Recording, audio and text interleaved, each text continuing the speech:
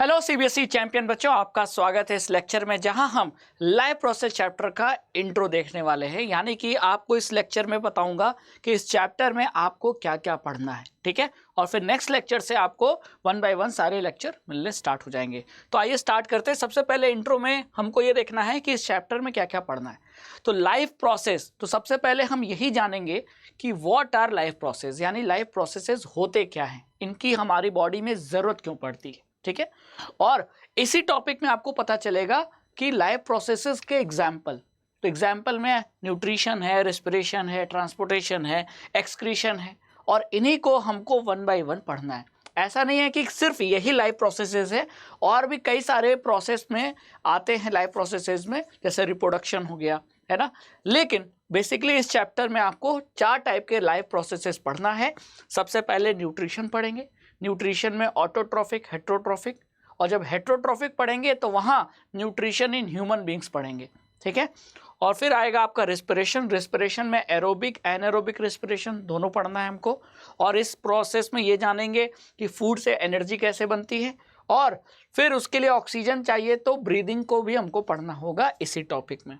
फिर आएगा transportation. Transportation में बेसिकली हमें हार्ट और ब्लड के फंक्शन के बारे में पढ़ना होगा, और ट्रांसपोर्टेशन इन प्लांट्स भी पढ़ना होगा, ठीक है। और फिर लास्ट में आएगा एक्सक्रीशन।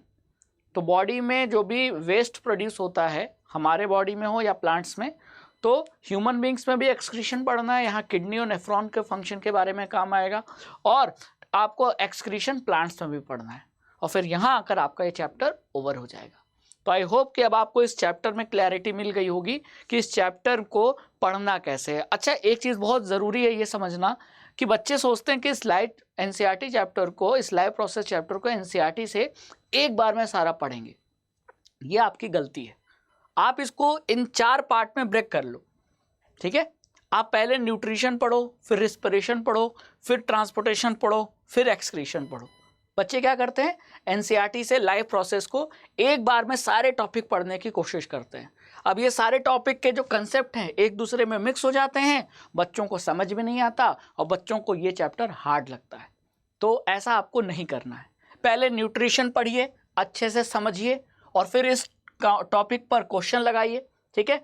फिर आप रेस्पिरेशन पढ़िए, इसको समझिए, इसके डायग्राम देखिए, इस पे क्वेश्चन लगाइए, ठीक है। फिर उसी तरह ट्रांसपोर्टेशन पढ़िए, फिर एक्सक्रीशन पढ़िए।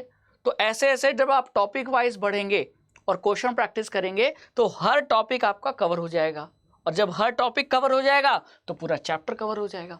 समझ में आया? तो मेरी बात ये ध्यान रखना, इस चैप्टर को ब्रेक करके पढ़ना, कभी भी एक बार में पढ़ने की कोशिश मत करना, ठीक है। और आपको बेसिकली इस चैप्टर में ये 4 टॉपिक हैं जो मेन है वो पढ़ना है, और सभी को अलग अलग पढ़ना, ठीक है। तभी कभी कंफ्यूजन नहीं होगा। तो आई होप कि अब आप समझ गए होंगे कि इस चैप्टर में क्या पढ़ना है और कैसे पढ़ना है, ठीक है।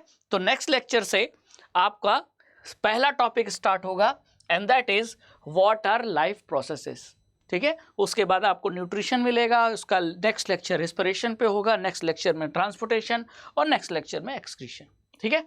Thank you so much. I hope कि अब आपको क्लैरिटी मिल गई होगी।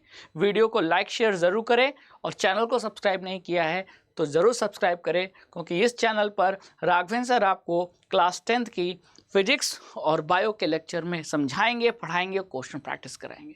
तो मिलते हैं नेक्स्ट लेक्चर में। Thank you so much.